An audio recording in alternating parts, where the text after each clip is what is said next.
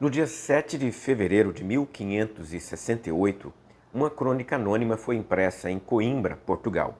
Nela, o seu autor se propõe a narrar a morte de 5 missionários franciscanos que ocorreu em Marrocos 348 anos antes. O cronista conta como eles saíram da Europa e chegaram ao território da missão, mas o ponto alto da história foi, curiosamente, o momento em que o sultão matou os missionários, cortando-lhes a cabeça. Ele assim registrou o evento num português típico da época. Jazedos seus corpos no chão, não contente nem farto daquela crueldade, com dobrada fúria pediu outras 2 espadas e com todas 3 os degolou, um após outro, fazendo neles uns golpes cruéis e muito feios, de onde saiu aquele precioso sangue, enchendo e lavando a terra do pátio. A obra se deleita, então, em narrar a forma como os missionários acabaram presos, arrastados e condenados à morte.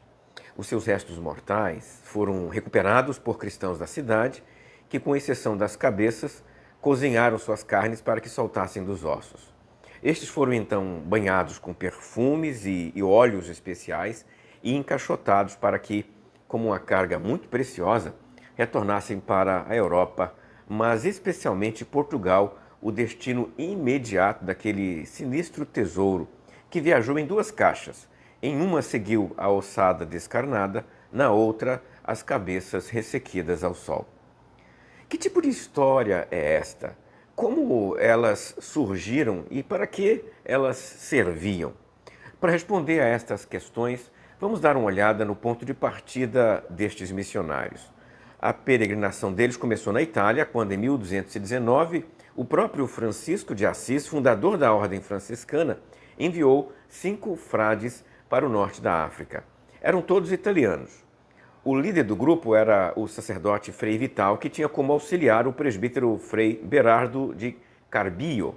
Apenas Vital e Berardo conheciam a língua árabe e poderiam se comunicar com os muçulmanos. O grupo ainda contava com a participação de outro sacerdote, Frei Otto, de um diácono, Frei Pedro de Geminiano, e 2 irmãos professos, o Frei Aguto e o Frei Acúrcio. Antes mesmo de chegar à Península Ibérica, o Frei Vital faleceu e Berardo assumiu a liderança da missão. Quando eles passaram por Coimbra, foram muito bem recebidos e tratados pela monarquia portuguesa, na pessoa de Dona Urraca de Castela, esposa de Dom Afonso II, com muitas honras. Dali foram encaminhados para terras muçulmanas. A mensagem dos frades, quando eles chegaram lá, era carregada de um agressivo proselitismo. Em suas pregações, eles declaravam algo como Maomé está no inferno com os demônios e todas as suas revelações eram falsas. Isso fez com que, rapidamente, eles fossem presos e encaminhados para Marrakech, centro de Marrocos.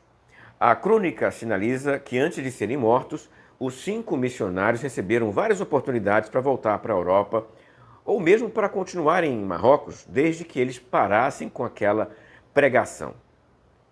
Os governantes locais fizeram de tudo para não matá-los, mas os missionários fizeram de tudo para morrer. Até que, finalmente, num sábado, 16 de janeiro de 1220, os frades foram postos de joelhos e tiveram suas cabeças cortadas. A morte dos 5 teve um efeito profundo entre os franciscanos. Francisco, ao saber da morte dos seus irmãos, teria dito: agora eu sei verdadeiramente que tenho 5 irmãos.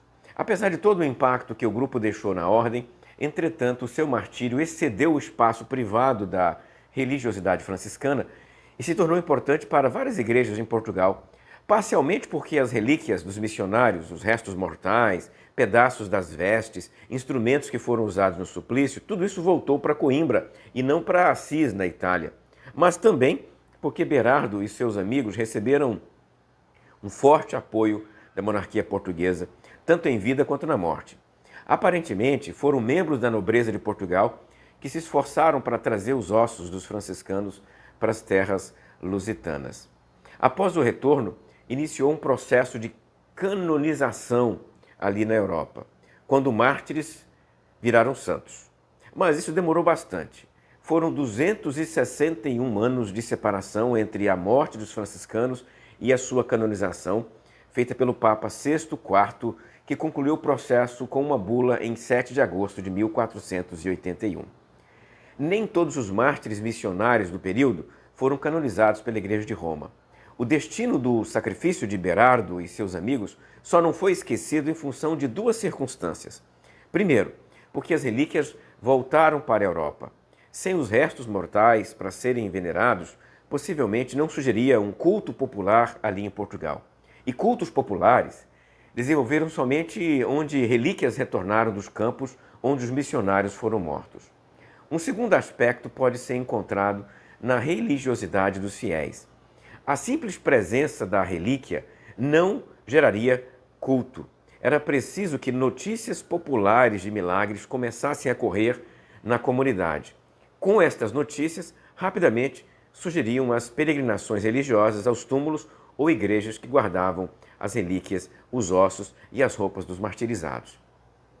Assim, debaixo de um amplo apoio político português, surgiu com o martírio e com a canonização dos mártires de Marrocos um vigoroso culto popular em Coimbra, não só nas casas franciscanas, mas também em outras ordens religiosas que receberam partes das relíquias.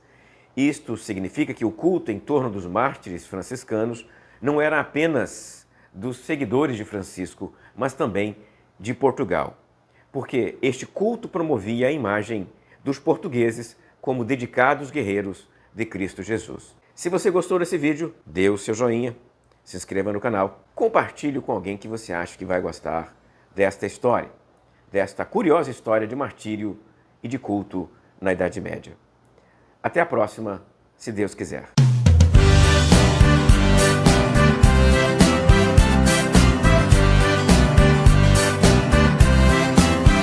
Pelos caminhos de Portugal, eu vi tanta coisa linda, vi um mundo sem igual.